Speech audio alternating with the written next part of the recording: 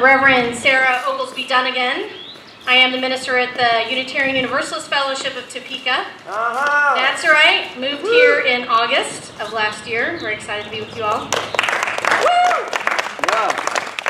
Today we have a couple speakers that are going to talk about two organizations here in town, one here on campus and one that represents Topeka and also has a national presence, to talk about how we have been fighting for women's rights over really the last 40 plus years.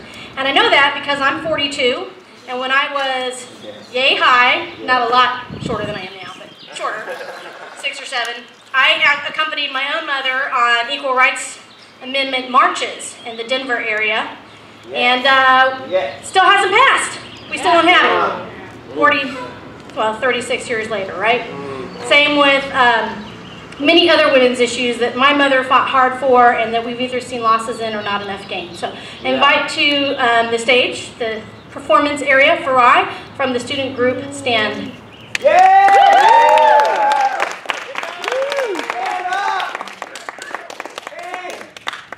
Hello. I lost my speech, so I'm winging it. So bear with me, please. I want to talk about why I need feminism to begin with. I need feminism because when I was a teenager, I walked in on my 7-year-old niece putting skin lightening cream on her face. I need feminism because later on that week, I walked in on her pouring bleach in her bathtub water because she wanted to lighten her skin.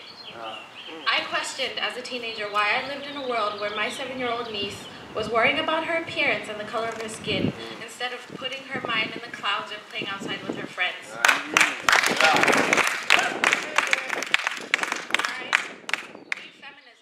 Because when a woman is sexually assaulted or raped, fingers are pointed at her instead of the perpetrator of the rape.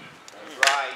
I need feminism because the way that our society is set up, women are criticized and they're judged every day. We do the same amount of work and we do the same amount of stuff that men do, but we don't get the same amount of accolade for it, nor the same amount of pay. That's right. I need feminism because on this campus today, there's slut shaming going on, there's rape apology going on, there's all kinds of discrimination that goes on, not only against women on women, but also women against men. I need that to be different, and that's why in my sophomore year I joined STAND. STAND at the time was an organization that was formed against domestic violence. But with the work of my fellow members and I, we changed it to be a human rights organization. We wanted to make a difference on campus in our community. We do this by several programs. Some of the programs we do is challenging body issues, challenging self-esteem issues, challenging slut shaming, encouraging healthy relationships, and also supporting good politicians.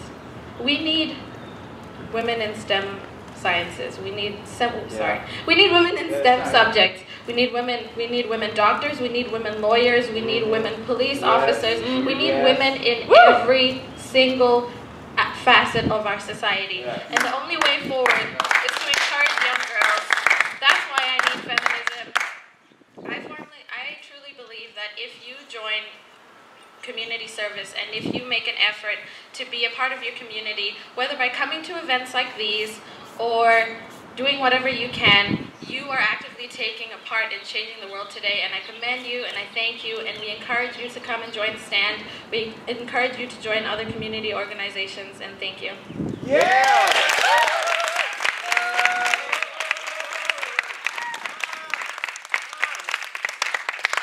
Because she changes everything she touches, and everything she touches changes. Yes, the feminine divine celebrated right here today. And really, Farai said it because, as Bell Hooks said, I embrace a feminism that at its very roots fights all kinds of oppression for all people everywhere. So thank you for that, Farai.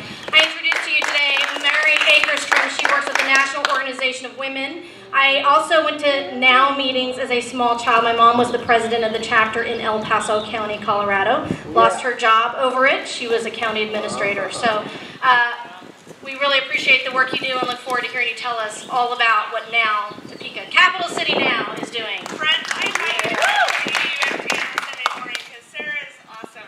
I'm so thankful to have her here to speak it.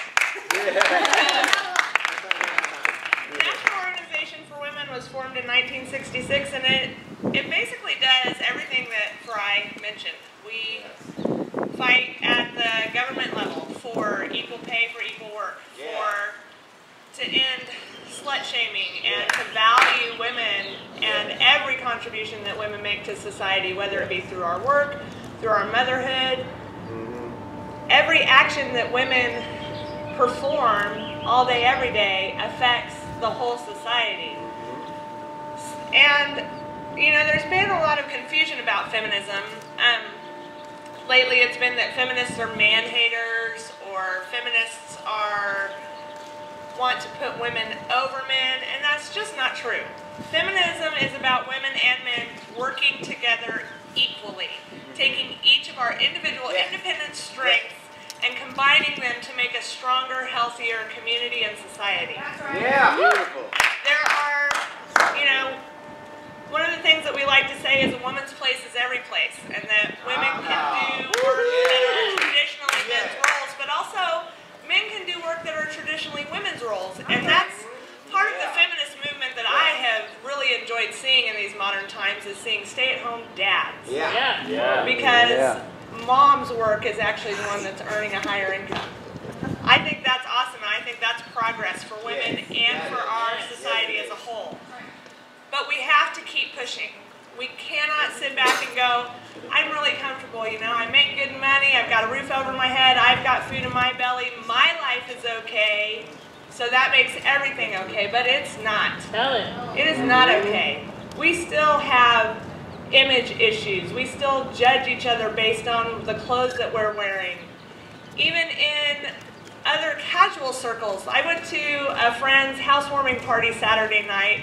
I still had on my pretty clothes from Saturday, the conference that we did here, and I got judged by my own friends.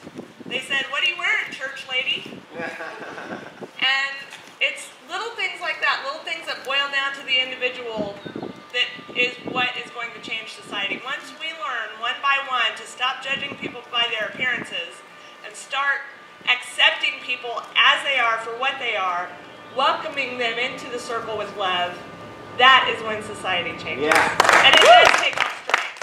And it is a movement.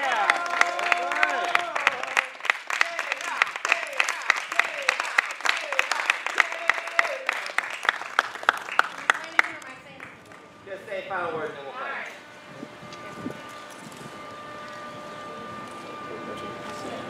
So having spent some time in the legislature this last couple weeks, last month, I just want to say that one of the most important things that I've seen people like Mary do is to show up in hearings, to write letters, to be in the public eye so that your legislators know what you care about, why you care about it, how it affects your life.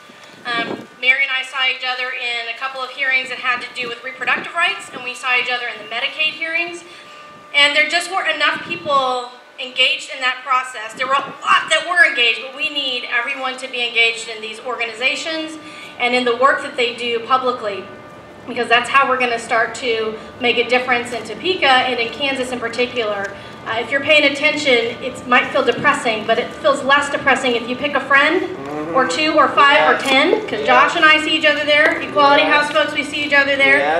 I see these folks around town supporting all the important things that will make this a more equal place to live, and a place where our children and our grandchildren and other people's children and grandchildren, maybe y'all aren't going to have any, but if somebody else does, we want them to grow up into a world where they have access to equal pay, where they have access to health care, where they have access to all the things they need to be healthy and whole.